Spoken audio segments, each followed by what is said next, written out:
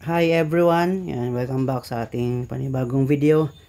Kung makikita nyo guys is nandito ako sa aking GrabPay account or GrabPay apps.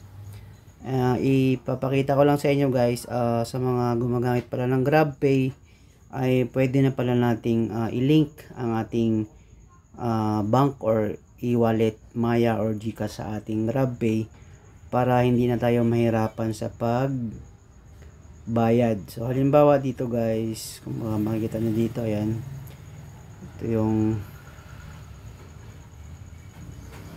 makita nyo, meron ako ditong order sa isang order. So hindi ko to i-check out or i-place order. So nag-try na ako kanina. Kung makikita nyo dito guys, ito yung payment details natin.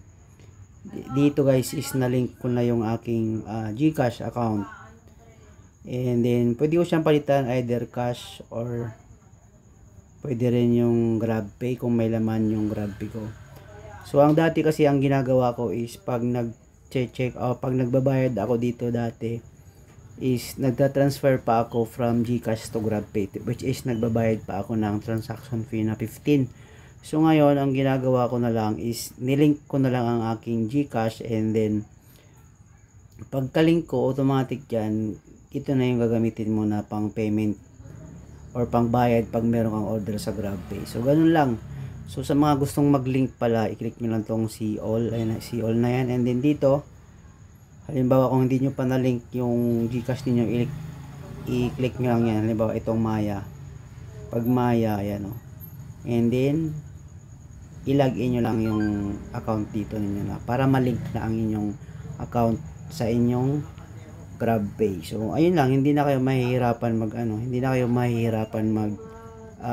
magbayad kasi pwede siyang bayaran nyo through GCash or pwede rin yung cash. So sa GrabSphere yung pera natin from GCash or kahit anong e-wallet to GrabPay.